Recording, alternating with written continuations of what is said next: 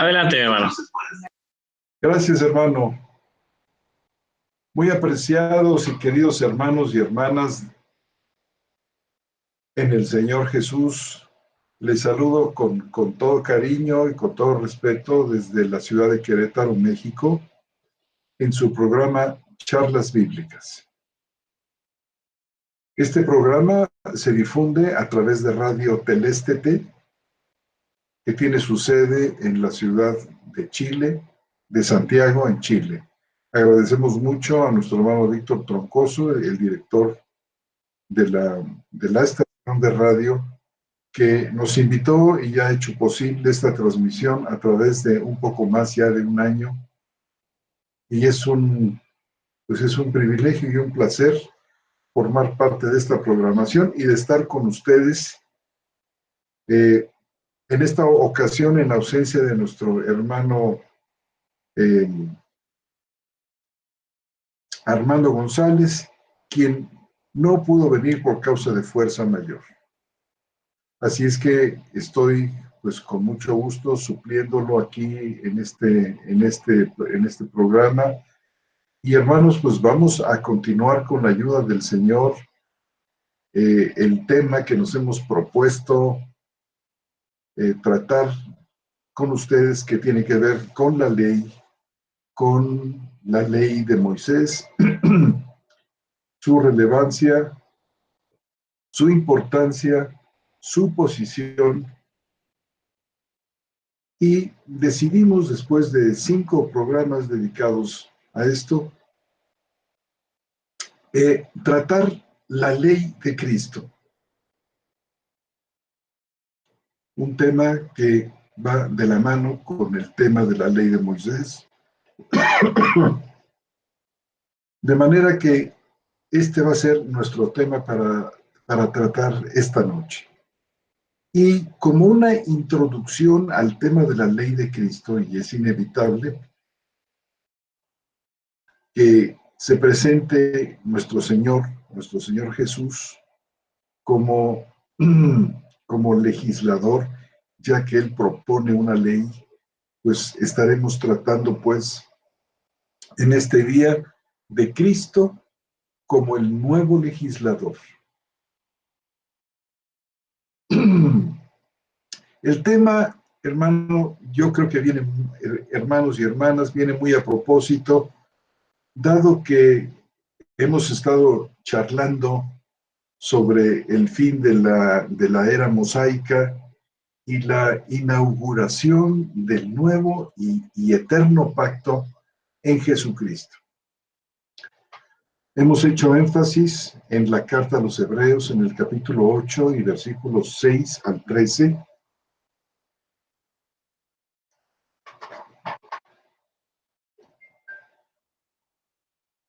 Como un texto muy importante, un texto capital, que nos explica que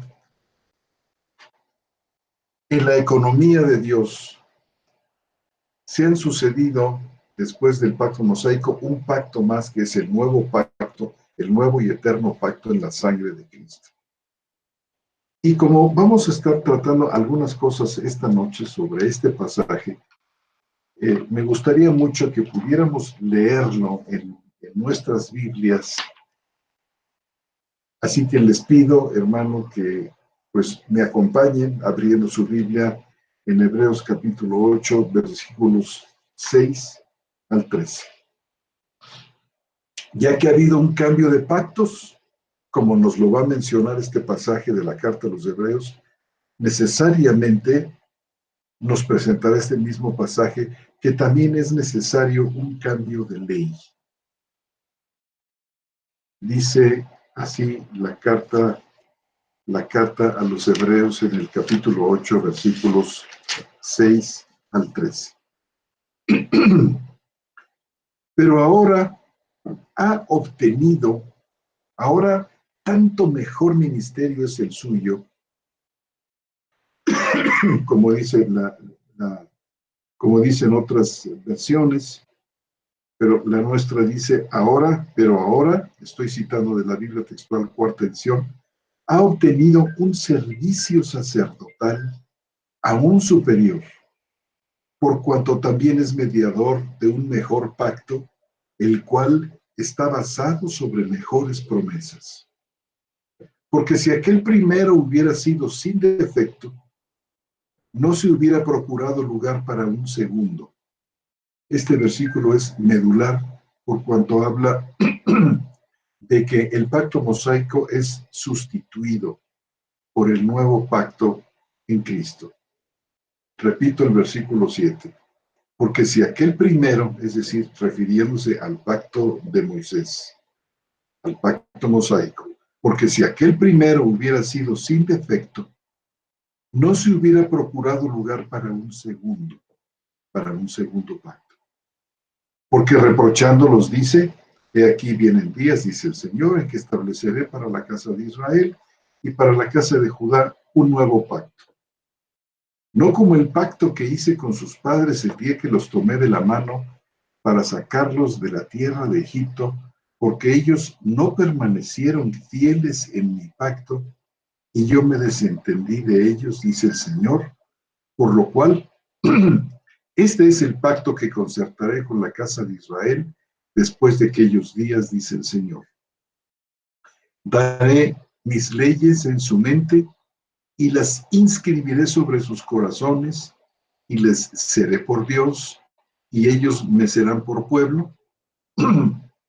Y ninguno enseñará cada cual a su conciudadano, ni cada uno a su hermano, diciendo, conoce al Señor, porque todos me conocerán, desde el menor hasta el mayor de ellos, porque seré propicio a sus iniquidades, y nunca más me acordaré de sus pecados. Al decir nuevo, ha declarado anticuado el primero, y lo que se vuelve caduco y envejece está cerca de la desaparición.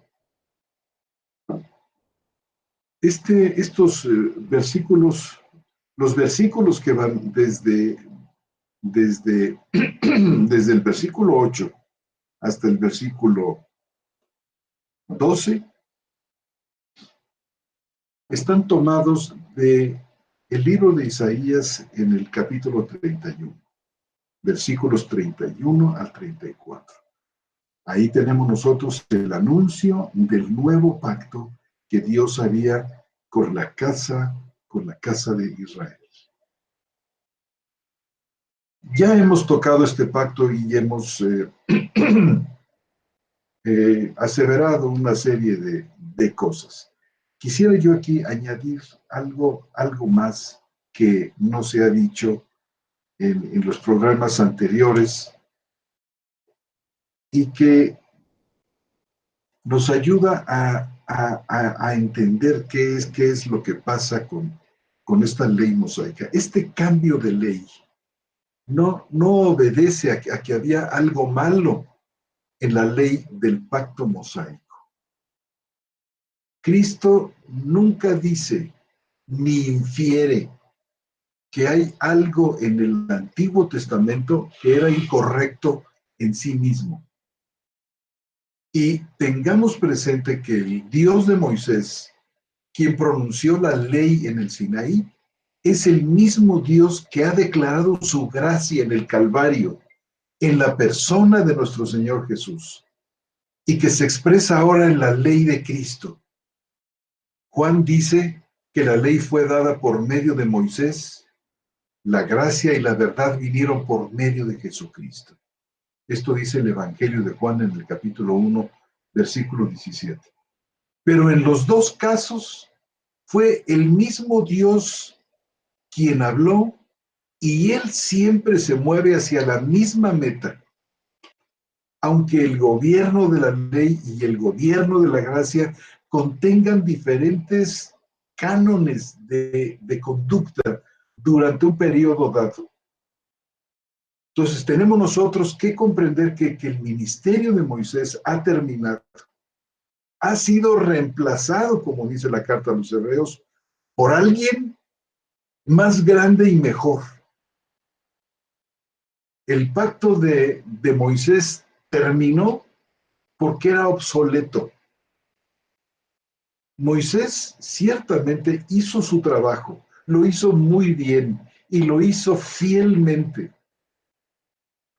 Tanto Moisés como el pacto que él administraba fueron buenos y gloriosos. Dice ustedes cómo dice, por ejemplo, la carta a los Romanos en el capítulo 7, versículo 12, que les invito a que veamos.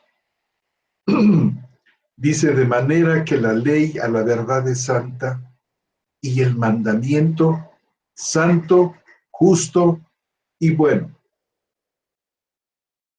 Les suplico, amados hermanos, que me permitan ustedes unos segundos y en este momento retorno con ustedes.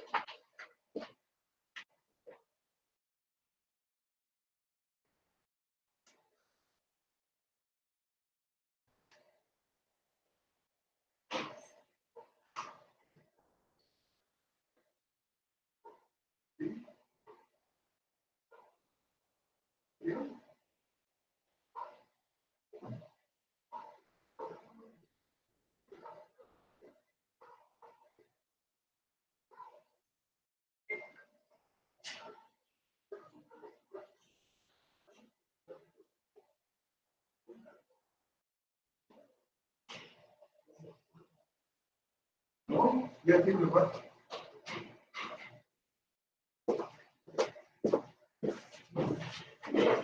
Disculpen ustedes, hermanos, y continuamos. Hay otro pasaje aquí que quiero citarles que nos explica cómo es que pacto que Moisés administraba era bueno y glorioso. Y que no había nada intrínsecamente malo ni perverso en el pacto, porque este pacto, esta ley que acompañaba al pacto, era expresión del carácter santo de Dios. Quiero que leamos 2 de Corintios capítulo 3 y versículos 7 al 11. Dice, y si el ministerio de muerte grabado con letras en piedras fue con gloria, tanto que los hijos de Israel no pudieron fijar la vista en el rostro de Moisés a causa de la gloria de su rostro, la cual había de perecer. ¿Cómo no será más bien con gloria el ministerio del Espíritu? Porque si el ministerio de condenación fue con gloria, mucho más abundará en gloria el ministerio de justificación. Porque aún lo que fue glorioso no es glorioso en este respecto en comparación con la gloria más eminente, porque si lo que perece tuvo gloria, mucho más glorioso será lo que permanece. Les anuncio que tengo aquí con mucho gusto la visita de nuestro hermano Roberto Islas. Hermano, buenas noches. Buenas noches. Y viene pues prácticamente como que en representación de nuestro hermano Armando González. Y bueno, pues qué gusto, hermano, tenerte aquí. Estamos hablando sobre la ley de Cristo. Excelente tema. Excelente tema, ciertamente. Y estábamos viendo cómo es que habiendo habido un cambio de ley, un cambio de pacto, es necesario también un cambio de ley. Así lo explica la Escritura. Y que el nuevo pacto hecho realizado con la sangre de Cristo no es un pacto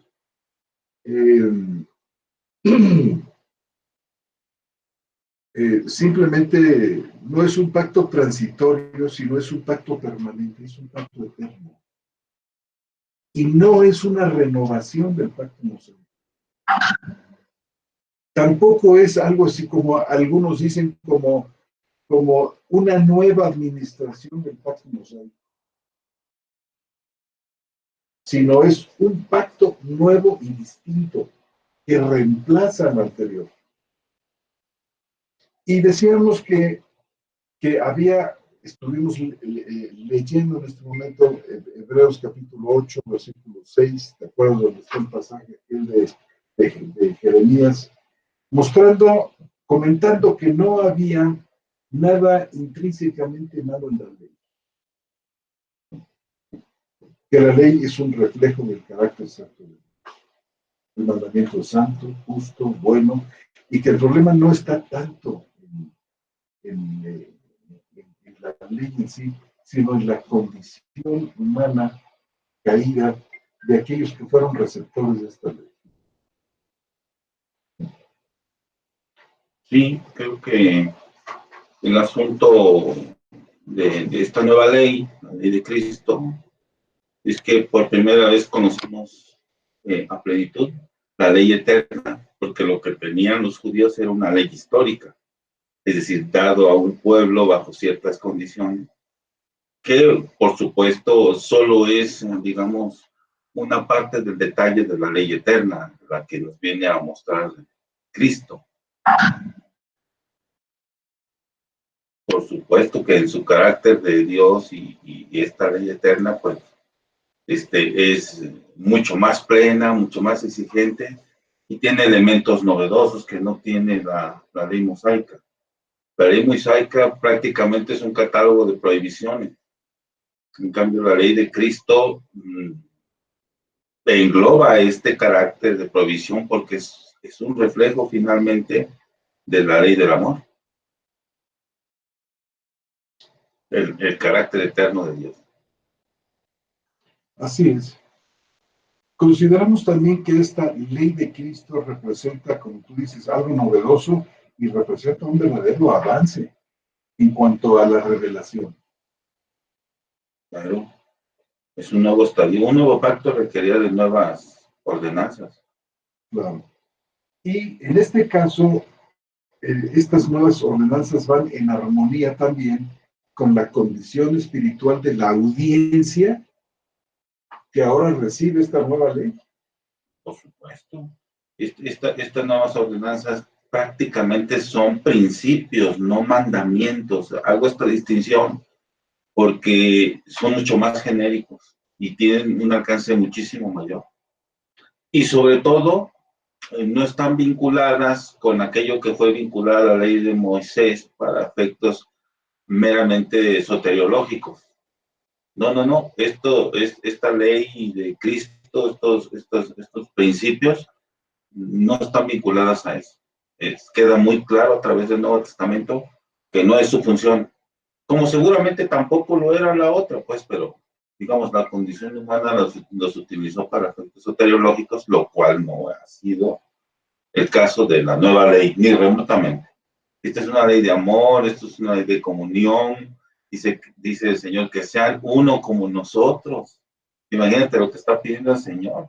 El alcance de la comunión debe ser tal magnitud como la Trinidad misma, en términos de que el Señor puede decir, o Juan nos puede explicar muy bien que el Señor Jesús estaba en el seno del Padre, es decir, en íntima comunión con Él, y esa es la comunión que exigen para nosotros, y esta es la única forma.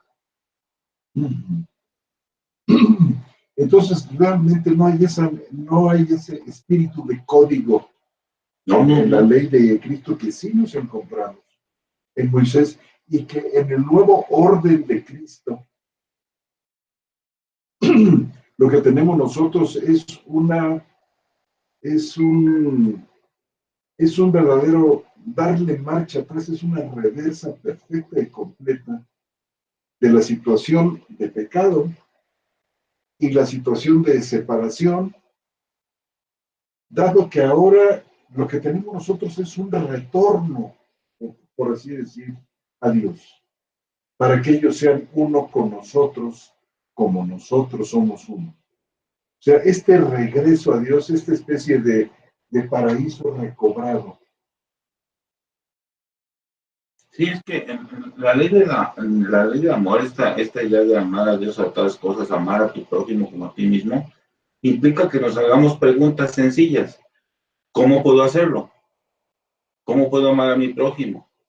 Y la respuesta tiene dos vertientes. En sentido negativo, por decirlo de alguna manera, pues no le robes, no le mates, pero eso es nomás el aspecto negativo. Y en sentido positivo, ¿qué implica? Pues implica darle, proveerle, tener comunión con él.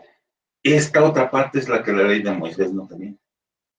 La ley de Moisés solo veía un aspecto, digámoslo así, el aspecto más lastimoso, más, más normativo, pero no la plenitud, que es la que nos viene a enseñar Jesús. Por eso cuando equipara a que tengamos comunión como ellos. A ese nivel, como ama el Padre al Hijo, así nos debemos llamar nosotros, ¿te imaginas? Uf, exacto, uf, no hay más que eso. Uf, es extraordinario, pues. Ahora, lo vemos en la práctica, es complicado. Es muy difícil. La condición de pecado que tenemos todavía, si seguimos siendo egoístas, por más esfuerzo que haga la gente cristiana, los hermanos cristianos, es difícil separarte de pecado. Y eso implica pues que tengo visiones, que tengo intereses, que me impiden tener esta relación como la Trinidad, pero no deja de ser un objetivo, no deja de ser una intención firme del Espíritu Santo en nosotros, encaminarnos hacia allá. No deja de ser. Sí, ¿no? Me pregunto yo que, o más bien, más que preguntarme, veo como una condición necesaria, y esta ley de Cristo está ajustada a esto, es el nuevo nacimiento en Cristo. Es un nuevo nacimiento. Porque no se habla de nuevo nacimiento, no se ve como algo absolutamente necesario, por ejemplo, en los días de Moisés cuando da la ley. Prefigura ciertas cosas, dada la necedad y la impotencia del pueblo para hacer la voluntad de Yahvé. Por ejemplo, anuncia diciendo, yo circuncidaré tu corazón. Yahvé circuncidará tu corazón. Algo que aparentemente, hermano, se viene cumpliendo en Cristo, como dice la carta a los colosenses, porque nosotros somos la circuncisión. ¿Te acuerdas? Sí, sí, sí. Y habla de la circuncisión del corazón como la circuncisión de Cristo.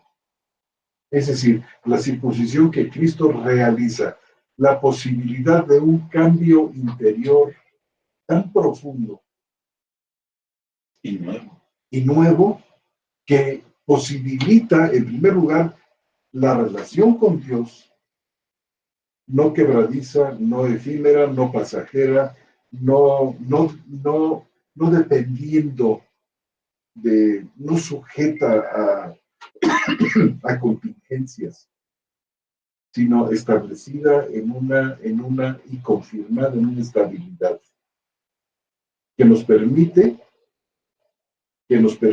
relacionarnos correctamente con Dios, adecuadamente con Dios y adecuadamente también con la gente. En primer lugar, con los hijos de Dios y tener una relación con el mundo, aunque no pertenecemos a él, una relación donde somos colocados por Dios como luminares. Dice luminares en medio de esta generación maligna y perversa. Y creo yo que esta ley de Cristo ya no es tanto un código que se establece, es decir, Cristo no cambia un código por otro, porque en la ley de Cristo hay un energizar del Espíritu Santo, hermano, porque no es el hombre solo, es el hombre con el Espíritu, es el hombre que renace a una nueva vida y que está continuamente siendo, podemos decir, empoderado, que no me gusta mucho la palabra, por el Espíritu, energizado por él para la obediencia. Dice, yo les cambiaré el corazón de piedra por uno de carne y yo haré que anden en mis caminos. Esto lo reafirma Cristo, por ejemplo, en el capítulo 13 del libro de los Hebreos, donde dice que es por la sangre del pacto eterno que Él hace en nosotros lo que es agradable delante de Dios. Dice, Él hace en nosotros. Es decir, hay una participación poderosa del Dios Trino en la conformación de todos estos creyentes que nos conforma según la imagen de Cristo y nos lleva a la plenitud de Cristo, de una manera creciente. Esto no se había visto en Moisés. Entonces, en la ley de Cristo casi que lo que tenemos es una descripción de lo que viene a ser esta comunión amorosa con Dios, en lo que se viene a convertir, luchando contra este mal que todavía, que como tú dices, que permanece en nosotros, que está en nosotros y que nos acompaña en este día del amor. Sí, sí, claro. Y además, si lo intentamos nosotros mismos, no podemos. No podíamos actuar contra nuestra propia naturaleza. Nosotros tenemos naturaleza de pecar. Se necesita una nueva creación dentro de nosotros para poder dar cumplimiento en forma natural, ahora sí, en forma natural, a la ley de Dios, a la ley de Jesús, ley del Señor. Porque es una nueva creación. Lo anterior, no, lo anterior está corrupto, contaminado, y Pablo lo habla muy claro, tiene que destruirse, podrirse, porque no aporta nada. Necesitamos una nueva naturaleza, que es lo que se nos da. Por eso, si lo comparamos contra el Antiguo Testamento o la forma anterior, no, nada que ver. Nada que ver. Allá es el hombre solo, peleando solo. Era evidente que no iba a poder. Y era evidente que iba a contaminarlo todo. Y era evidente que iba a terminar peleando con sus propias fuerzas. Nada. Digámoslo así, yo siempre lo digo así, el ser cristiano es ser diferente. Y no me refiero a que nos arroguemos porque somos cristianos. No, no. Somos diferentes porque hemos recibido una nueva naturaleza. Ni siquiera porque la hayamos querido. Esta nueva naturaleza que sí tiene todo ese potencial. Y que sí lo hace. Yo lo veo cuando platico, por ejemplo, con ustedes, contigo, con Armando, con Noé, con los que nos juntamos, y lo veo. Lo veo porque tengo amigos, digamos, que no son hermanos. No noto eso. Puede uno tener excelentes amigos y no tienen eso. La nueva naturaleza no está. Es algo nuevo, es algo del nuevo pacto. Es algo traído por Cristo. Novedoso. Que no estuvo presente, como en virtud de esta manera, no estuvo presente. Ni Moisés podía legislar de esta manera, porque sencillamente si no hubo manera de cumplir aquellos mandamientos.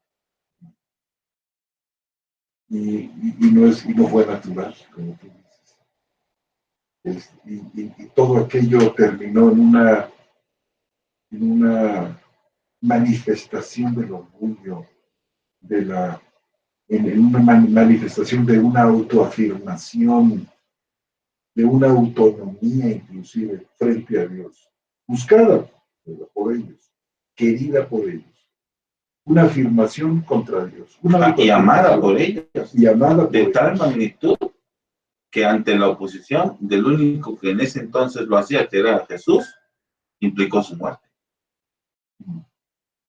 O sea, amaron más su interpretación que lo que la ley decía, pues era el reproche que tanto les hacía a Jesús. O sea, invalidan la ley con vuestra tradición. Y ellos amaron más la tradición. Y si la tradición implicaba llevar a la muerte a Cristo y luego a Esteban y luego a Jacobo, a Santiago, etcétera, lo hicieron. Lo hicieron. Era más importante eso, el preservar eso para ellos, que lo que realmente Dios decía. ¿Y quién les dijo lo que realmente decía? Pues se lo dijo Jesús mismo en persona. O sea, Dios mismo tuvo que bajar a decirles, es esto. Y en esta segunda ocasión tampoco le creyeron. Es decir, en una primera ocasión, a través de los escritos, los profetas, todo lo que llamamos el Antiguo Testamento, no lo creyeron y pusieron su propia interpretación. Entonces viene Cristo a decirles, no es así, y de todos modos sobreponen su interpretación. Y si tienen que sacrificarlo todo, lo sacrificaron ellos, al mismo Dios, y a todos los que pudieron. Ejemplos, pues ahí están en el Nuevo Testamento, está Esteban, está Santiago, está el mismo Pablo. Y vete a saber cuántos más que no están narrados ahí. Que no están narrados ahí, pero que la historia, pues sabemos que fueron vacados de esa manera. Por eso hay consecuencias, todo eso tiene consecuencias. Dios tenía que dar un borrón terrible, ¿no? Con Tito en el año 70. Bueno, la historia eso ya lo demuestra claramente, ¿verdad? Pero así fue. La nueva posición que les traía, la interpretación que traía, el que las escrituras hablan de mí, todo eso, no les importó. No les importó a los líderes de los judíos. Nada. Ellos, su interpretación, su salvación con esfuerzos propios, el Mesías a su modo, como ellos lo querían, pues aún lo siguen queriendo y se van a seguir queriendo, porque ahora sí que como dicen que se sienten, porque va a tardar. Se sienten en cojín de plumas, ¿verdad? Sí, porque o sea, el no reconocimiento de la primera venida, cuando el Señor venga segunda venida, no viene de buenas, no vienen buenas, como vino la primera vez. Vino más humilde, no. Se los dijo el Bautista, ¿no? Juan el Bautista. La primera vez así, pero la segunda con fuego. O sea, vienen otras condiciones. Entonces, todo cambia. El nuevo pacto tiene implicaciones extraordinarias para todos. Y el mundo se divide en dos, cristianos y los demás. Ya no hay judíos, no hay libre, ya no hay esclavo. No estoy citando nada que no conozcan. Ya nada más hay cristianos y los demás. Y no cristianos si quieren. Cristianos y no cristianos. Es diferente. Y el cristiano tiene esta característica. Ha recibido una nueva naturaleza. Eso tú lo has explicado muy bien, creo que aquí mismo. Sí. Entonces, los hermanos deben de tenerlo muy claro. Si ya lo han explicado ustedes, es una nueva naturaleza, completamente nueva. Una naturaleza capaz de hacer todo eso. Lo que nosotros, por nosotros mismos, en nuestra naturaleza no podríamos hacer nunca de los nunca, porque no podemos atentar contra nosotros mismos. Está, por decirlo en palabras simples, está en nuestros genes. No podemos actuar contra yo. No podemos. Necesitamos una nueva naturaleza. Que está muy claro, pues, en el Nuevo Testamento. Solo esa nueva naturaleza puede cumplir esta ley.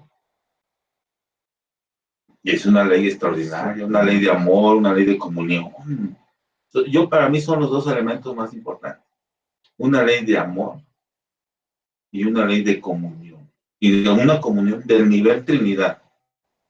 Una comunión extraordinaria. Es imposible que la humanidad lo tenga como humanidad. No se puede. Pero como cristiandad sí se puede. Es diferente. Y el sitio de honor del Señor Jesús en este nuevo pacto es en estos términos. Porque mira, cuando se habla, por ejemplo, del Sermón de la Montaña, es muy común escuchar cuando nuestro Señor dice, habéis oído que se dijo, pero yo os digo que serían expresiones, y el contexto nos ayuda a comprobar esto, expresiones de una ley nueva. Sí, aparentemente el Señor toma algunos de los mandamientos de la ley mosaica, pero hermano, parece como que los transforma, como que los transfigura el Señor, los modifica y los eleva. Era esto que te decía, les da su real alcance, y yo diría aún más, su real origen, porque aún la ley de Moisés parte de esta idea de amor, es decir, de amar a Dios y de amar a tu prójimo, te digo, solo que esto tiene dos perspectivas. La mera negativa es no le hagas daño. Mate, pero también tiene el lado positivo que no se había ejercitado. Entonces, cuando el Señor Jesús en el Sermón de la Montaña habla, habrás oído esto, es decir, habrías oído el aspecto negativo, pero yo os digo también el aspecto positivo, que está mismo encerrado en esta ley de amor. Es decir, es mucho más extensa, mucho más amplia y abarca elementos desconocidos para nosotros en ese entonces. Claro.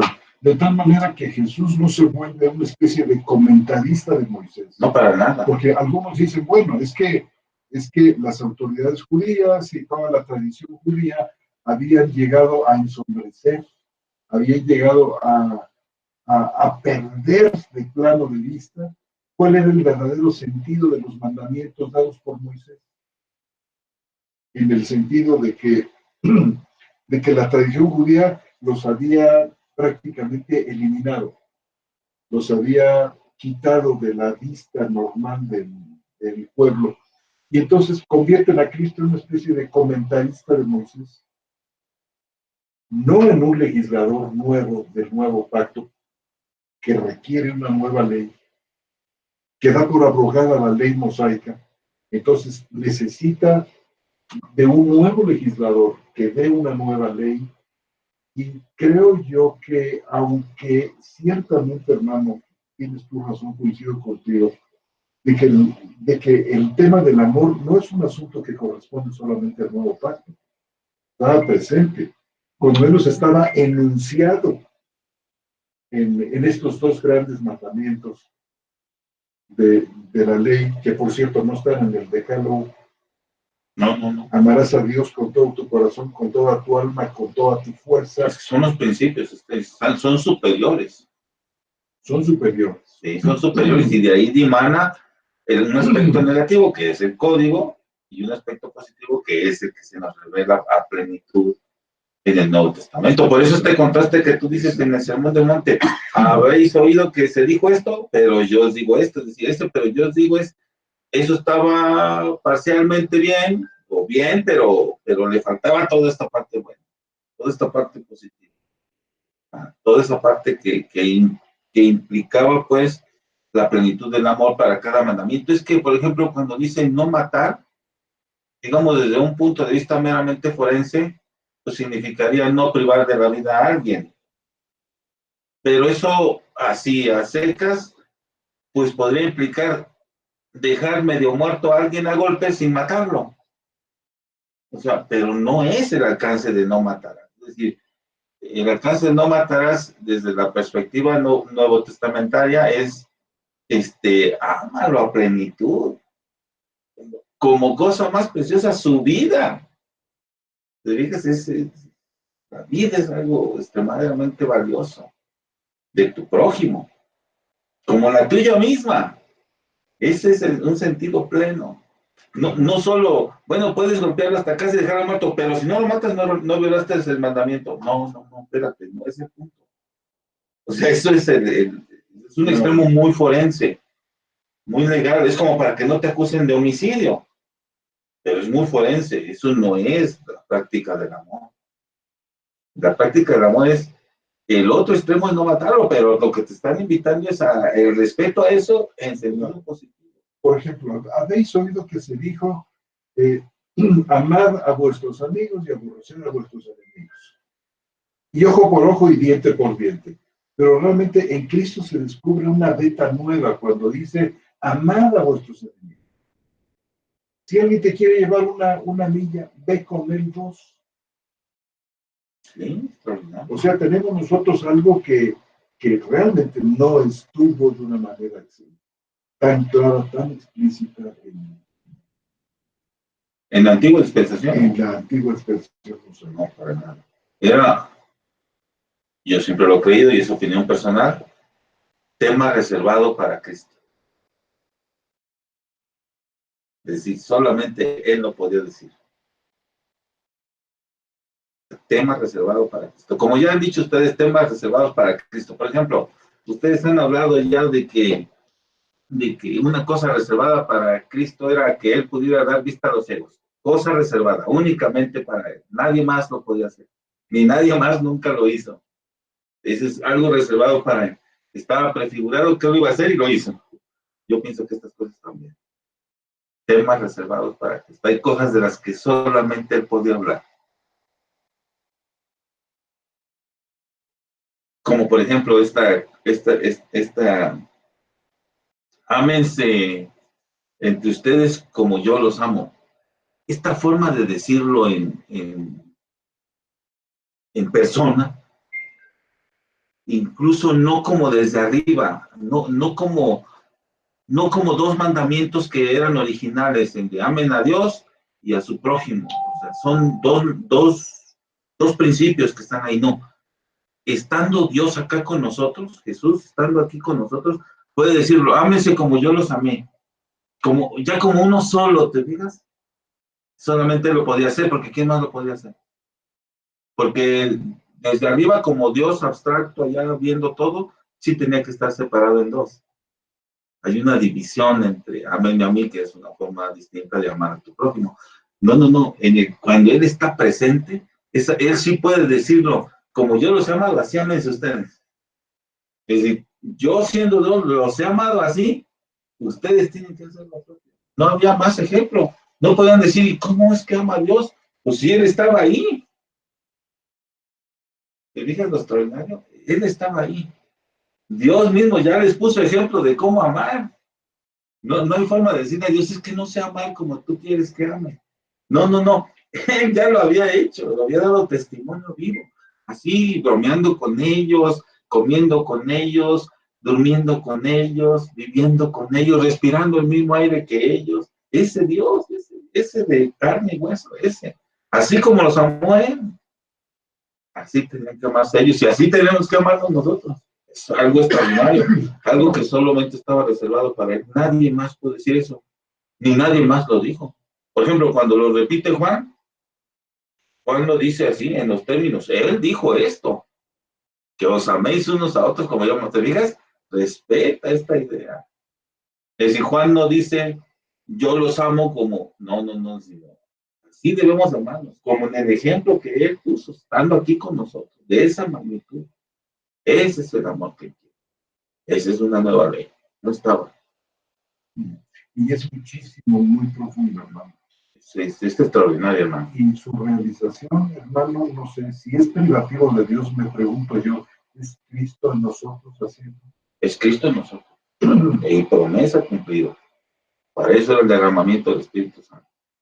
Para eso es la presencia del Espíritu Santo en nosotros. Yeah. Solamente Él puede obrar en esta naturaleza. Entonces empiezan a caer todas las piezas de rompecabezas. Exactamente. Todas las piezas se empiezan a embonar.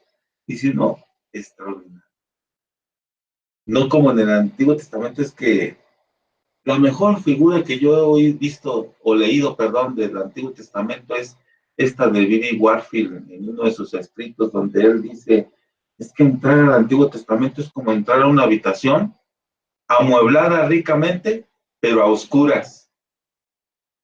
Están ahí, uno sabe que está ahí el sillón y que está todo ahí, pero no los puedes ver, no los puedes disfrutar. Aquí entras, sabes que están ahí. Dice, pero cuando llega la luz, es decir, el Nuevo Testamento, contemplas la belleza de la habitación con todo lo que está dentro. Es diferente. Sus cortinas recamadas en oro, sus candiles de bacará, Extraordinario. sus alfombras. Me encanta esa figura, me encanta porque describe muy bien. Ahí estaba el amar a Dios, ahí estaba el amar a tu pueblo, pero nomás estaba ahí, pero no sabías qué implica. En el Nuevo Testamento todo eso queda claro. Todo eso queda claro. Ahí en el Antiguo veías, te daba la impresión de un Dios vengativo. Esa impresión te daba, porque uno lo lee así, no le dices a nadie vivo, arrasa a todos. Dices, ¿qué onda con Dios, no? Pero el Nuevo Testamento te habla del Dios de amor, que también es eso, y te explica las condiciones por qué hace todo eso. Es necesario. Si tú entiendes que el amor implicaba para Dios hacer ese tipo de cosas, la preservación de un pueblo, el amor por un pueblo, nosotros ahora. Es decir, no hay una dicotomía en Dios, el Dios bueno y el Dios malo. No la hay. Como muchos suponen. Es Jesús mismo en ambos.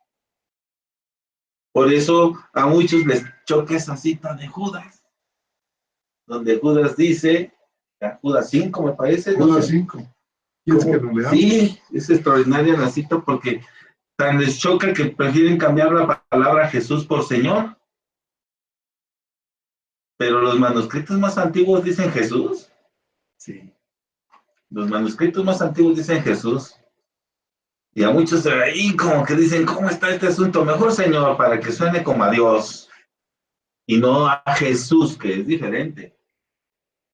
El impacto que produce escuchar la palabra Jesús ahí es extraordinario. Es extraordinario. Es lo mismo que Pablo cuando dice que la roca era Cristo, ¿no? En Corintios. O sea, tú dices, a ver, ¿cómo está el asunto? O sea, el Señor ya estaba ahí dándole de tomar agua a su gente. Sí, en persona, ellos mismos. No, 5 dice. Y quiero recordaros, como a conocedores que sois de todas las cosas, que Jesús, habiendo salvado al pueblo, sacándolo de la tierra de Egipto, después destruyó a los que no creyeron. Fíjate nomás lo que está diciendo, y usa Jesús. Las versiones más antiguas, los manuscritos más antiguos dicen Jesús. Así es. Imagina lo que está diciendo, o sea, Jesús, ese que conocieron ellos, el hermano de Judas, por cierto, hermano carnal, él está haciendo la referencia a que él allá andaba. ¿Te imaginas esta cosa? Vuelve loco a la cabeza porque tú dices, como, a ver, pues él nació de María en el año 5, etcétera, de Cristo, etcétera, todo eso que sabemos. Pues sí, es ese mismo. Son aquellas salidas suyas desde los días de la eternidad. Pero ve, cuidando a su pueblo, destruyendo a los que eran enemigos de su pueblo. Cuidándolo, protegiéndolo de los egipcios y destruyendo a los perversos, las dos cosas. ¿Verdad? Jesús. De veras, ese Jesús. No, Señor, no en el sentido de Dios en abstracto. Dios separando el mar para que pasen por el mar rojo. Como que tú dices, desde arriba Dios puede hacerlo todo. Si no. El punto con Judas es Jesús. Es el que era mi hermano, es lo que está diciendo. Es que con el que yo me llevaba, con el que jugué, con el que corrí. Ese mi hermano, ese 10 años mayor que yo. Ese era 10 años mayor que él. Si no me recuerdo, 15 años. No. 15 años mayor Jesús que él. ¿Te imaginas el cuidado que tuvo Jesús con él? Quizás Jesús le cambió los pañales cuando nació Judas. ¿Te imaginas? De ese está hablando. No está hablando de Dios desde el cielo, ordenándole al océano abrirse en dos para que pase su pueblo.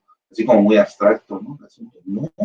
Como lejano, como insalvable, como remoto. No, aquí es el carnal, ese, el que me cuidó, el que seguí, el que me permitió escribir esto. Ese con el que yo viví, con el que jugué, con el que corrí, el que me alzó, el que me aventó cuando era pequeño, el que me hizo a lo mejor mi primer caballito de madera para que yo jugara. Ese Jesús, ese está hablando. Es extraordinario. Este era el Señor que creó todas las cosas, que creó el universo, que creó el cosmos como lo vemos. Hermano, el Señor que sustenta con su palabra poderosa todas las cosas. Ese era el Señor tan próximo, tan cercano. Cercanísimo, ahí lo dice y me lo vuelvo a leer. Ve nomás la cercanía. Y quiero recordaros, como conocedores que sois de todas las cosas, que Jesús, habiendo salvado al pueblo, sacándolo de la tierra de Egipto, después destruyó a los que no creyeron. ¿Qué más cercano? Claro. ¿Qué más cercano? Y fíjate cuánto daño, entre paréntesis, se ha hecho.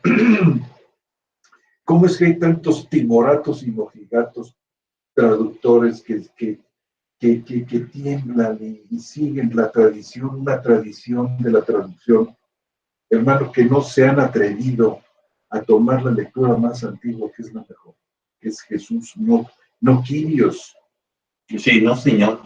No Señor, aun cuando Kyrios se refiere a nuestro Señor Jesús. Sí, pero lo vuelve abstracto. Lo vuelve así. Impersonal, lo vuelve lejano. En cambio, aquí está hablando de la persona de Jesús. Es extraordinario porque nos muestra el carácter del Señor, cómo andaba ya haciendo esto y cómo en la plenitud del tiempo vino a hacer lo otro. Andar aquí, morir por el pecado de todos, todo lo que hizo, que es el mismo, no están hablando de otro, es el mismo. Por eso Pablo, en esa otra cita de Corintios, también donde habla de que la roca era Cristo, también el pasaje es extraordinario. Claro. Sí, es insospechable, ¿no? Yo recuerdo la primera vez que lo leí, ¿cómo me impactó?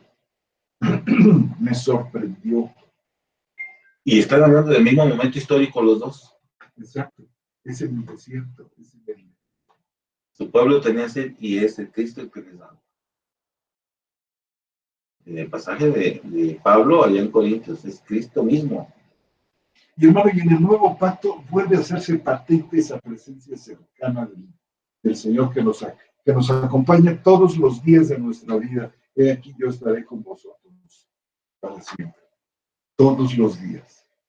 Sí, de hecho, si tú te fijas en este pasaje de Judas, en el otro que estamos mencionando de Corintios, habla de un Dios con nosotros, por ponernos en el lugar de los judíos, ¿no? Digamos, con los judíos que estaban en ese entonces, bueno, que todavía no se llamaban así, pero digamos, con el pueblo de Dios, pero la diferencia es que con nosotros es que es en, Jesús en nosotros, a través del Espíritu Santo, en nosotros. Y ahí, si tú lo fijas, si tú te observas bien, está hablando de con ellos, así como cuando estuvo con los apóstoles, así estuvo con su pueblo en el desierto. Pero en el caso de nosotros hoy en día es en nosotros. Es una transformación extraordinaria y diferente. Estupendo. Hermanos, vayan preparando sus preguntas. Aprovechen ustedes que nos acompaña nuestro hermano Roberto Islas, el escritor de este libro tan interesante sobre la Septuaginta.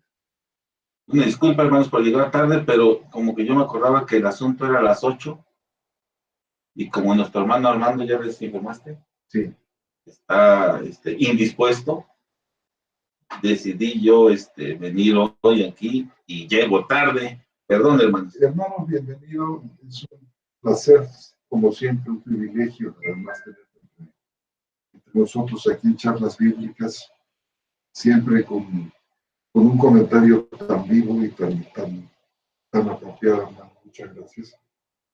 Y quiero invitar a mis hermanos y hermanas que anden por aquí, que si tienen ustedes alguna pregunta, algún comentario, participen con toda la libertad. Nuestro hermano Jesús Lozada, a quien apreciamos muchísimo, que nos hace el favor de participar y de ayudarnos también trayendo los comentarios que se hacen en el YouTube. Muchísimas gracias, hermano, y le rogamos que si por ahí puede usted recoger algún comentario o tiene usted alguna pregunta, anímense, hermanos y hermanas, a escribir aquí en el chat de Radio Teléstete, que es donde recibimos nosotros sus comentarios, sus participaciones, que son muy apreciadas. Muchas gracias. Mira, nuestro hermano Jesús aquí nos está trayendo, hermano Jesús Lozada, muchísimas gracias. Vamos a dar lectura a estos comentarios y preguntas. Dice David Quesed, dice, saludos desde Puerto La Cruz, Venezuela. Él es saludos desde Ciudad de México para usted, profesor José Antonio Septiembre, los hermanos en Cristo que están viendo la conferencia. Alexander Porras, saludos mis hermanos desde Costa Rica. Saludos a nuestro hermano doctor Roberto Islas. William Abraham Solís. Gracias, hermano. Gracias, saludos ya desde Mérida, Yucatán, México. ¿Quién es el otro ponente? Es nuestro hermano Roberto Islas, el doctor Roberto Islas. Teléstete, la voz del maestro profesor Roberto Islas. William Abraham Solís. Gracias, profesor, ¿de qué? Uy, pues mi hermano tiene un currículum bastante nutrido. Ya, ahí te están contestando, mira. Ah, ¿sí? ¿Dónde está? Aquí. la voz del maestro teólogo especialista en la Septuaginta. Una de tantas, porque el hermano es multifacético. William Abraham Solís Pedraza, gracias, es mexicano, sí, hermano. Celeste, la voz del maestro es, bueno, Jesús, por lo que entendí en su presentación pasada, el hermano Roberto Islas es doctor en Historia del Canon de las Sagradas Escrituras y lenguas en que fue escrito el Antiguo Testamento, teólogo y escritor. No, el doctorado es en filosofía. Eso.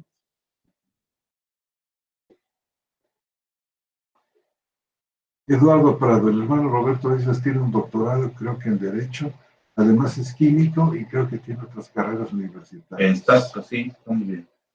Gracias, Lalo. Lalito, gracias. Bendiciones. Efectivamente, William Abraham, su conferencia está en este mismo canal en fecha. Ese es un link. Un link. Hermano Jesús, gracias, Eduardo Prado. Probablemente entendí mal en la conferencia brindada, por eso copié y pegué el link para salir de dudas. Es que aquí veo que nuestro hermano Jesús Lozada nos ha hecho el favor de contestar. Ah, qué bien, muy bien. Mira. Fue hecho el 31 de octubre de 2018. Muy bien, sí. Eduardo Prado, ya lo revisé, tiene maestría en Derecho y doctorado en Derecho. Sí, en Filosofía del Derecho, sí. Filosofía del Derecho. ¿Qué más, hermano? El doctorado es en eso, Filosofía del Derecho. Y la maestría es en Derecho, por supuesto. Autor de un importante número de libros que se utilizan en varias universidades de Latinoamérica, hermano, no solamente de México. Derecho. Sí, hemos trabajado en el área jurídica y tenemos por ahí algunos escritos, algunos libros que, pues, como ya no se han actualizado, están completamente agotados. Habrá que actualizarlo, pero como estamos trabajando ahorita sobre cuestiones de la Biblia, pues la Septuaginta fue uno de los libros que se terminó. Entonces hemos dejado de escribir un poco en aquella área para escribir acá. Y ahorita estamos trabajando el asunto de la Trinidad. Prontamente lo daremos a conocer. Un tratado sobre la Trinidad que creo yo que va a ser de gran interés y de gran importancia para el mundo académico en general. Pues estamos esperándolo con ansia, hermano. Sí, estamos en la fase de revisión, hermano. Hay que cuidar todos los detalles. Amén. Dice nuestro hermano Jesús Lozada. Buenas noches, hermanos, profesor José Antonio y doctor Roberto Islas. ¿Cuándo podría el hermano doctor Roberto Islas dar tiempo en charlas bíblicas para un tiempo de preguntas y respuestas sobre la conferencia que brindó de la historia del canon del Antiguo Testamento? Estas preguntas han surgido a través del tiempo después de su exposición y ya han surgido en Facebook y en WhatsApp después de escuchar la exposición por parte de varios hermanos muy interesados en el tema. No entiendo, sería como que yo conteste las preguntas específicamente o que explique. Una sesión de preguntas, hermano Lozada. Le regresamos la pregunta. Una sesión de preguntas y respuestas o una sesión donde usted quiere que se exponga el tema. Que se exponga, que se profundice sobre la historia del canon del Antiguo Testamento. En fin, escríbanos y pues por supuesto. Sí, buscamos un espacio para que esto sea posible en los términos que pues, sea necesario, ¿no? Es necesario atender. Es necesario atender las peticiones. Muy bien. Alexander Porras, hermanos, muchos saludos reciban desde Costa Rica y es un gusto poder tener nuevamente a nuestro hermano Roberto Islas. Decir también que se extraña también a nuestro hermano Armando González. Con mucho gusto le hacemos llegar sus palabras, hermano Alexander. Me gustaría aprovechar la presencia de nuestro hermano Roberto para hacerle la siguiente pregunta. No sin antes pedir disculpas por mi insistencia, ya que para mi persona aclarar estos puntos son de mucha importancia. El Nuevo Testamento fue escrito al griego originalmente su primera vez.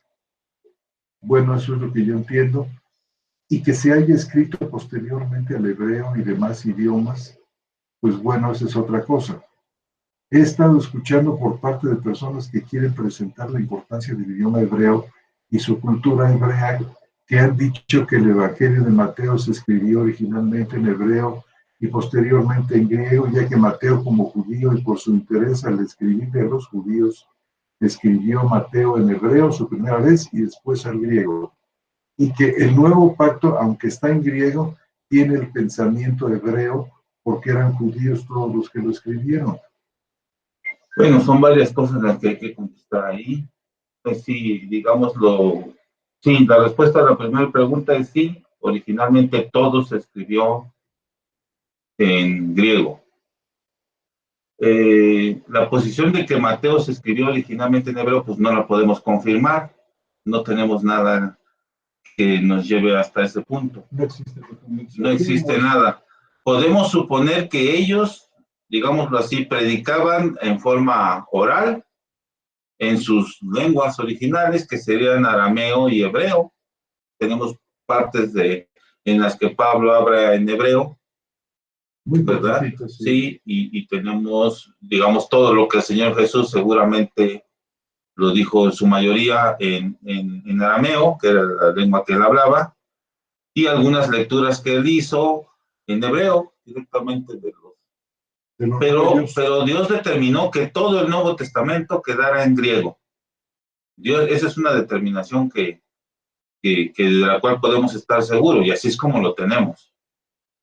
Ahí sí, por eso dice, al final dice, y que el nuevo pacto, aunque está en griego, tiene el pensamiento hebreo. Yo diría que sí, el pensamiento hebreo sí, Dios no iba a dejar que se perdiera toda la riqueza que se había acumulado durante tantos siglos y que quedó ya plasmada en el texto del Nuevo Testamento. Bueno, nada más por citarles en un caso, pues, lean la epístola a los hebreos, ¿verdad? Está cargada de tal cantidad de cosas de la tradición y de las costumbres y de la forma del pensamiento, como dice ahí hebreo, que es inigualable. Pero, digámoslo así, todo el Nuevo Testamento está, no tenemos nada, ninguna otra noticia de que haya escrito nada en otra lengua.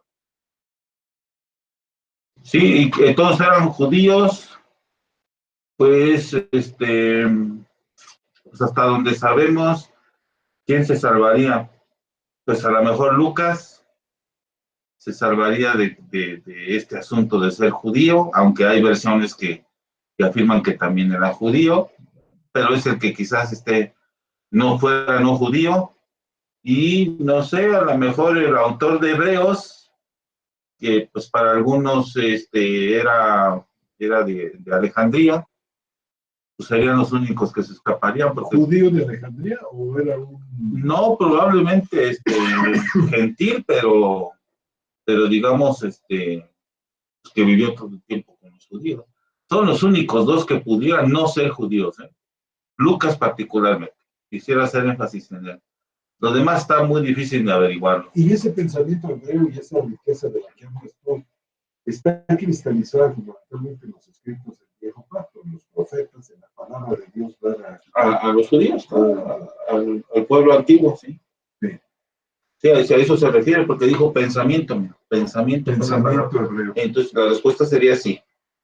Sí está ahí. Dios no iba a permitir que se perdiera toda la riqueza. Cosas como la oración, el ayuno, todo eso que está en el Antiguo Testamento, que en el Nuevo Testamento también está. Solo por citar casos como, por ejemplo, no sé, el juramento. Estos comparativos que Jesús hace son cosas que se traen del Antiguo y que las incorporan al Nuevo Testamento. Claro. En todo ese pensamiento hebreo está ahí en el Nuevo Testamento. Ahora, esto también tenemos que tomar en cuenta que hay una gran novedad, como tú lo decías en el mensaje de Cristo, en el mensaje de no, sí, pero el pensamiento hebreo está presente, eso no lo podemos evitar, ¿no? Inclusive hasta en el idioma, los hebraísmos, los arameísmos. No, y las mismas palabras que están en arameo, que talita kumi, ¿no? Que significa esto, o sea, se respeta por la riqueza de significación, pero se hace la traducción, ¿verdad? Todo eso. La misma Septuaginta es un trabajo hecho por judíos. Sí, sí, extraordinario trabajo hecho por los judíos, ¿no? Con toda la intención de Dios de su preservación, claro está. Dice, continúa nuestro hermano Alexander, dice, por esto a mi persona me extraña demasiado, ya que no tenemos ninguna evidencia histórica, copia, que verifique esto, y sí miles de copias del Nuevo Testamento escrito en griego. Unos días atrás escuché a un presentador de la Biblia textual decir que Mateo sí pudo haber sido escrito en hebreo originalmente y posteriormente al griego, porque en las cartas patrísticas se hace mención de tal evangelio escrito en hebreo. Pero no hay ninguna cita. No hay ninguna cita. No hay ninguna cita No hay ninguna. patrística. No hay ninguna cita. Se lo inventó así nada más. ¿Quién sabe qué quiso decir? O sea, también es un misterio qué quisieron decir. ¿Qué quiso decir? Porque creo que nada más es una referencia por ahí. Me gustaría... No me acuerdo si fue Irineo, es el que hace, se me hace que la referencia. ¿Qué dice más o menos? No me acuerdo muy bien. Debe de estar en historia eclesiástica, debe de estar la narrativa. No la recuerdo ahorita muy bien, pero se me hace que fue Irineo el que dice que eso. Claro. Pero como si fuera algo probable, no, Ahora, no algo claro, verificado. Cartas y evangelios, como tú decías en un momento, fue la voluntad de Dios que se fijaron en griego, precisamente en virtud de su proclama universal, ¿verdad, hermano? Sí, de hecho ya explicamos esto un poquito en la vez que estuvimos Armando y yo allá, cuando tú nos diste una sesión, ¿te acuerdas? Lo explicamos, que tiene que ver con la forma del griego. Habíamos dicho que el hebreo tiene esta idea de parataxia, es decir, excelente para la narrativa, frases, narrativa, y excelente para las cuestiones de poesía, los salmos y todo esto. No hay mejor, más que esta forma de un lenguaje para tal. Es decir, ¿qué quieres decir para recordar a nuestros la forma de presentación es muy secuencial. Como cuando narramos una historia, decimos un hecho y luego otro hecho y luego otro hecho. No hay tanto la idea de explicar. De las oraciones subordinadas. No hay explicación con toda propiedad dicho. En cambio, el griego está diseñado para la explicación. La subordinación de frases es el fundamento, el núcleo central del idioma griego, y ahí, por eso la hipotaxia, es decir, la subordinación de frases, es ideal. Por eso todos los escritos del Nuevo Testamento, que en realidad explican, están en este formato griego. Fue además el formato de los filósofos para expresar cosas muy delicadas. ¿Sí? ¿Explicar? ¿No lo pudieron haber hecho así en hebreo? No estaba diseñado el hebreo para explicar. No está diseñado para narrar, para exponer. Para exponer, para narrar y para esta forma de poética es idóneo. Es idóneo. O sea, porque no hay explicación en la poesía. No hay explicación. Solo hay una secuencia tras otra, un evento tras otro. Narrativo, aunque en forma un poco alegórica, pero narrativo. En cambio, en el griego, no, la idea del griego es la hipotaxia, es esta idea de explicar, subordinar, sobre todo en Pablo, es extraordinario, cómo va vinculando oraciones tras oración, y luego se regresa y vuelve a retomar. Hipotaxia pura. Galicia, Jorge Galicia. Saludos desde Mississippi, Estados Unidos, escuchando con mi hermano Jaime Galicia. Han sido de mucha bendición. Dios los bendiga. Bendiciones. Bendiciones, hermanos. Nuestro hermano Jesús Lozada dice, una sección de preguntas y respuestas, ya que han surgido, lo que quiere, sugiere el hermano, una sección de preguntas y respuestas, ya que han surgido distintos hermanos con preguntas al respecto en las diferentes redes sociales donde se ha hecho parte de la transcripción de su conferencia del 31 de octubre sobre la configuración del canon del Antiguo Testamento y la importancia de la Septuaginta. Bueno. Sí, si solamente es una sección, como dice ahí, entonces en alguna escapada que me dé para acá, dejamos un poquito más de margen para preguntas, ¿no? Claro. Específicas sobre esto. Entonces quiere decir que entonces sí ya se entendió lo que explicamos de la formación del canon antiguo, ¿verdad? Y que más bien hay dudas sobre lo que se dijo, ¿no? Perfecto, hermano. Pues estás más que puesto, ¿verdad, hermano? Sí, yo les aviso, hermanos, en una primera oportunidad que tenga, aquí vengo y procuro llegar a tiempo. Muy bien. Dice, para abundar, nuestro hermano Jesús dice, este es un ejemplo de una pregunta en Facebook. Se trata de una persona de nombre Frank García. Leyó la primera transcripción de la conferencia que dio el hermano doctor Roberto Islas, donde enseña que la Torá fue escrita en arameo. Y esta es la pregunta que formula el hermano Frank García. O sea que Abraham y Moisés hablaban arameo. ¿No se supone que Abraham era caldero y ellos también tenían su propio idioma? Y Moisés, que era criado por egipcios, hablaba egipcio. Bueno, lo que nosotros dijimos en esa del día, en esa conferencia del 31 de octubre, es específicamente lo que señalamos es que el Pentateuco, los escritos de Moisés, pues para ser más preciso, lo que haya escrito Moisés no pudo haber sido escrito en hebreo, y esto es tajante, porque no existía todavía. No pudo haber sido escrito en hebreo. No existía. El hebreo se formó después de la conquista de Canaán, con el paso del tiempo y durante siglos. Pues todo lo que él dijo, que quedó escrito en ese momento histórico, no pudo de ninguna manera haber sido escrito en hebreo. No existía, no podía haber sido. Perdón, entonces esto quiere decir que el Pentateuco es una traducción.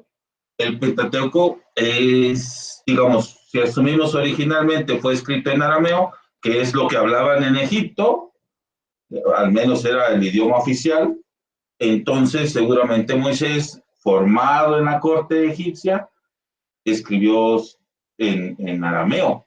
Y lo que tenemos nosotros ahorita del Pentateuco en hebreo es traducción, necesariamente. No puede ser de otra manera.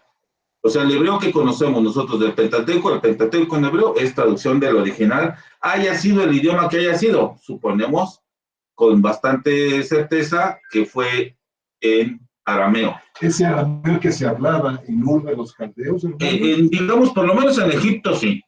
Ahora, para Abraham, para el caso de Abraham, como es un caso más lejano, ahí es más difícil hacer la afirmación de que él haya hablado en arameo. Seguramente que pues algún dialecto y probablemente así como está dicho ahí en otro dialecto. Un dialecto de ese arameo primitivo, hermano. Quizás, es muy difícil de dar una afirmación tajante en el caso de Abraham, y más si nos vamos hasta Adán, pues quién sabe qué. Por eso las afirmaciones que sí podemos hacer es, en primer lugar, que Moisés no pudo haber escrito nada en hebreo. Eso es tajante porque no existía.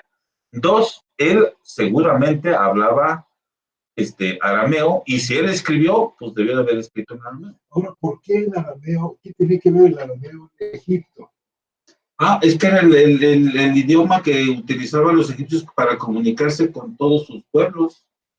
Las cartas, por ejemplo, de Tel el Amarna están escritas en arameo y son de ese periodo. Y surgieron de Egipto. Surgieron de Egipto. Es decir, la comunicación de Egipto con todo lo que era Canaán y el Medio Oriente necesariamente tuvo que haber, que eran grandes pueblos y muy numerosos, debió haber sido en arameo. Era en arameo, sí. Y si alguien educado en la corte como Moisés, pues seguramente que así lo hablaba. Y el pueblo que vivía en Egipto, pues no creo que haya hablado otra cosa, ¿no?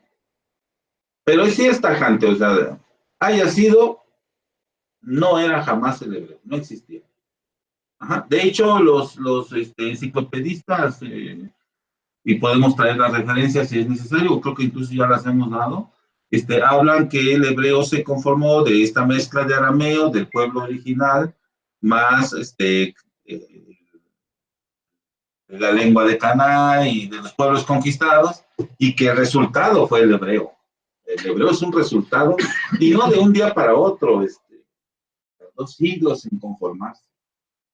En la misma Biblia hay referencias al respecto que incluso las citamos en esa ocasión. Esa idea entonces de que Dios habló en hebreo y le habló en hebreo a Adán. No, eso es imposible. Es una mera fantasía religiosa. Pues sí, la respuesta es sí. No hubieran entendido nada. Si Dios le hubiera hablado en hebreo a Adán, pues Adán no hubiera entendido nada. Incluso si le hubiera hablado Dios a Moisés en hebreo, pues Moisés no hubiera entendido nada. Y la afirmación categórica es, la pregunta interesante es, cuando Dios escribe con su dedo en las piedras los 10 mandamientos, ¿en qué idioma están? ¿No?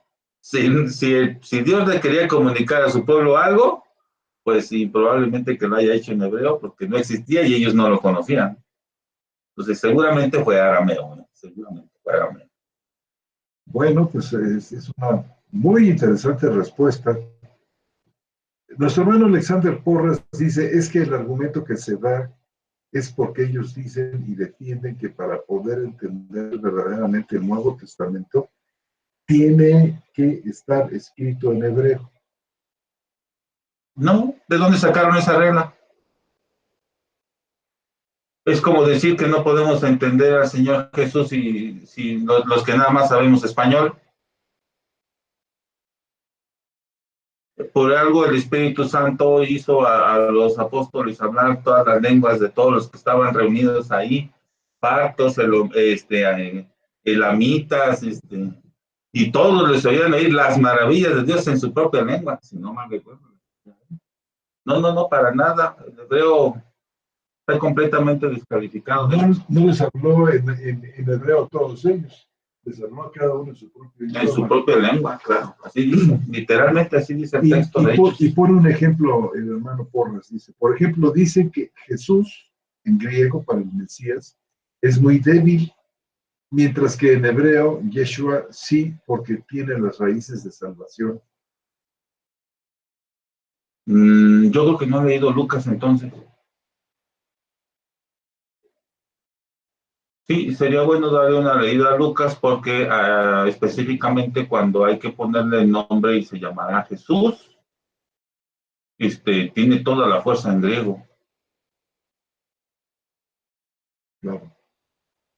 Mesías, es diferente de Jesús, o sea, son dos cosas diferentes. Uno es un oficio y el otro es un nombre. Y en griego Jesús tiene toda la fuerza que se necesita, no necesita más fuerza. Muy bien. Dice Miguel Luisa, saludos desde Santiago de Chile. Eduardo Prado, gracias. Igualmente bendiciones para nuestros hermanos José Antonio y Roberto. Luis Breñazán, Pablo describe la nueva alianza como la incorporación de los paganos al pueblo de Israel. Son reconciliados en Cristo, por tanto es una alianza nueva, pero distinta a la del Nuevo Testamento. No entiendo. No entiendo eso de la incorporación de los paganos al pueblo de Israel. Es que no es una Entonces todos son paganos. O todos son judíos. No, y nada tienen que ver con los cristianos. Realmente, no sé, en la iglesia tenemos dice, como Pablo dice, la hechura de un nuevo hombre, de que derriba Dios la pared de separación entre unos y otros y hace de los dos algo nuevo. Un solo pueblo. Un solo pueblo. Probablemente sea por así decir, el nuevo Israel, el verdadero Israel de Dios, pero no tiene que ver, creo yo, con... No hay connotaciones de una especie como de judaización de los paganos. No, porque es que ahí dice literalmente incorporación de los paganos al pueblo. No creo que eso, ni siquiera en los judíos cabría eso.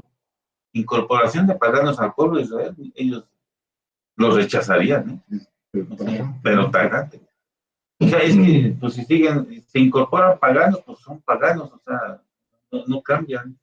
Y el Israel tiene que hacerse cristiano, sí. Y los paganos tienen que hacerse cristianos. Claro, por eso hay cristianos y no cristianos, y entre no cristianos están judíos, alemanes, mexicanos, paganos si quieren, hindúes, de todos, sí, y también en el cristianismo hay de eso, pero ya cristianos. O sea, nada más hay cristianos y no cristianos. Todos los demás son uno solo, así no hay distinción. Ya en el Nuevo Testamento no hay distinción. Dice William Abraham Solís Peraza, ¿dónde puedo conseguir sus libros? ¿Dónde puede conseguir tus libros? Pues en Amazon, prácticamente ahí, amazon.com.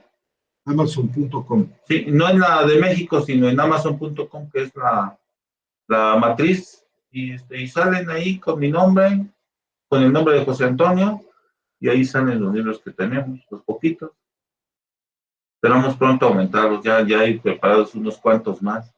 Estamos en la etapa de revisión para ustedes, hermanos. Están muy, muy económicos, hermanos. Sin embargo, si ya dijimos en alguna ocasión, mucho de lo que está escrito en esos libros también fue publicado en la revista de Imagen Teológica, que se puede consultar en la página, de la cual ya en una ocasión dieron el link. Lo podemos volver a dar, es www. Mira, Eduardo Prado dice, yo hoy recibí su libro sobre la Septuaginta por medio de Amazon de Estados Unidos.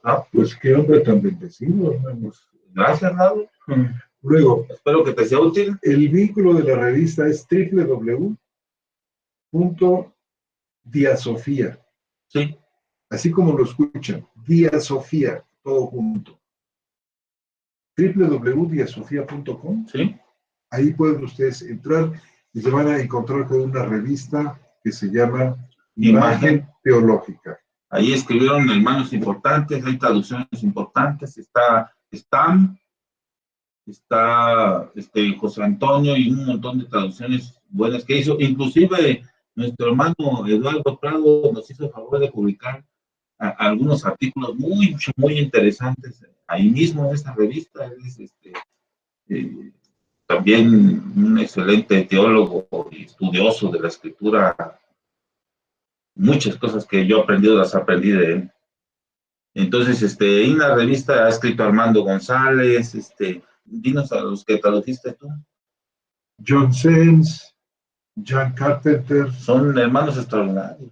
Sí, muy, muy buenos. Está Garay, hermano Garay, que es experto en hebreo, y en fin. Hermanos, ustedes pueden acceder a todos los artículos que están ahí, son casi 2,000 páginas, hermano. Sí, son, creo que 20 revistas. Son 20 revistas con documentos PDF que ustedes... Para descarga gratuita, todo. Para descarga gratuita. Y hay algunos otros materiales ahí. Esperamos pronto continuar con ese trabajo para la gloria de nuestro Señor. Dice Eduardo Prado, para complementar, cuando Pablo dice, 2 Corintios 4:17, porque esta lieve tribulación momentánea produce en nosotros un cada vez más excelente y eterno peso de gloria. Aquí es muy clara la influencia del hebreo, pues la palabra hebrea para gloria significa literalmente peso. No sé qué sea. Eduardo Prado, este dato viene de uno de los fragmentos de Patías, y el dato nos viene por medio de Eusebio de Cesarea. Lo de la composición de Mateo en hebreo originalmente... Sí, entonces sí estaba en Eusebio de Cesarea. Estaba en Eusebio de Cesarea. Nosotros no conservamos fragmentos, ni siquiera fragmentos. Creo que la copia más antigua que se tiene de un evangelio, creo que es Mateo en hebreo, es del siglo VIII. Ya muy tardío. Dice el dato no es menor. Dice, ya que Papías fue un cristiano del siglo II que conoció a los apóstoles. Claro, no dudamos de la referencia, sino de que no tenemos ninguna forma de probarlo. Es decir, no dudamos de que haya habido algo ahí. Quién sabe si... No hay forma, pues, de dar certeza. Y por supuesto que pensamos que Papías, como cristiano, pues estaba dando fe de algo que él conocía. Sí, esa es la cita. Así que entonces Mateo compuso las palabras en lengua hebrea y cada uno las interpretó como pudo. El punto es que no sabemos si está eso como que lo escribió, porque ahí compuso, pudo haber sido oral, es decir, la narrativa que hacía Mateo de las palabras pudo haber sido en hebreo, pues era su lengua, ¿verdad? Y cada uno las interpretó como pudo, pues también porque ellos mismos hacían traducción al griego y a otros, no sabemos a quién se las haya dicho. Mateo, entonces como todo es una penumbra ahí, es difícil afirmar, es difícil sacar de ahí una afirmación tajante de que el Evangelio de Mateo se escribió en hebreo. Y hasta las pruebas, ¿no? Dice nuestro hermano Alexander Porras, gracias mis hermanos, y qué gusto escuchar sus respuestas, muy agradecido.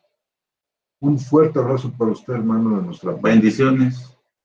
Nuestro hermano Jesús Lozada dice, William Abraham Solís Peraza, ¿y el tetragramaton no era hebreo? ¿Se refiere a las palabras de Yahvé? Sí, el del nombre del Señor. ¿No era hebreo? Pues originalmente pudo haber sido arameo. Está difícil, seguramente que no era hebreo porque pues, no existía, eso es, les digo, esto es tajante, ¿no? Al no existir una lengua no se puede escribir nada en esa lengua. ¿Qué era original? Está muy difícil, les digo. Que todo lo que le dijo, por ejemplo, Dios a Abraham, a Noé, a Adán, pues quién sabe cómo se los haya dicho. Lo que tenemos es la recopilación que Moisés hace de toda esa información y su versión escrita en la lengua que él tenía. Lo que nos ha llegado a nosotros es la traducción al hebreo. Eso es todo lo que podemos afirmar. Es decir, que hubo un tetragrama arameo. Seguramente. O más bien sin duda. Sin duda, que se vertió al hebreo en su Y quedó en tetragrama ya en hebreo. Es que es lo que conocemos. Lo que conocemos es la traducción de lo que haya sido escrito en original al hebreo. Por eso le llamamos tetragramón hebreo, porque no es como lo conocemos. Claro, pero ¿cómo estuvo en original? No, pues, ni idea. O sea, digo, no podemos demostrarlo, pero lo que sí podemos afirmar es que no existía el hebreo. Dice Eduardo Prado, solo el judaísmo y el islam insisten en que se aprenda una cierta lengua para acercarse a los textos sagrados. Sí, particularmente el Islam ha sido muy enfático en eso. Las palabras de Dios, según ellos, al menos lo que dice el Corán, en una de sus suras, es precisamente que no se debe de leer el Corán, sino más que en la lengua que fue escrita, es la de ellos. No. De hecho, ellos casi no dejan que se hagan traducciones. Se han hecho, pero para ellos no son lo mismo que el Corán, solo en su lengua original.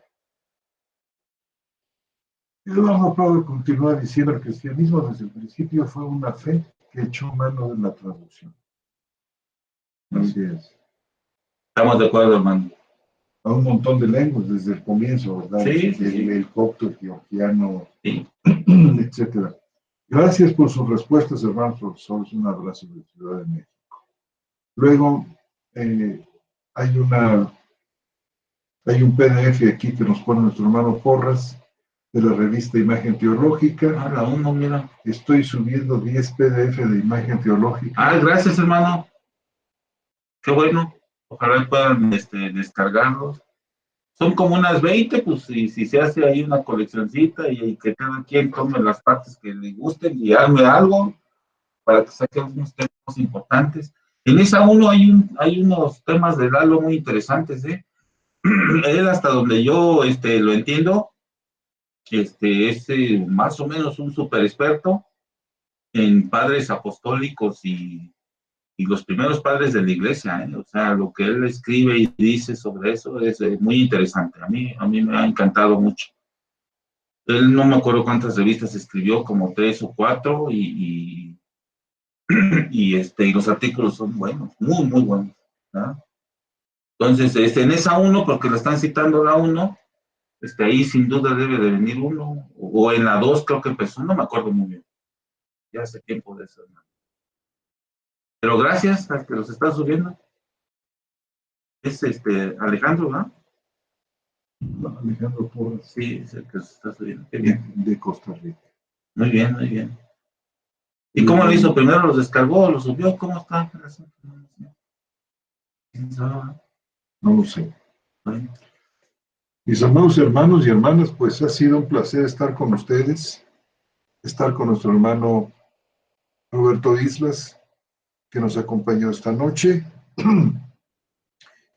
en su programa Charlas Bíblicas. Nos veremos con la ayuda de Dios el próximo miércoles a las 7:30 de la noche, hora de México.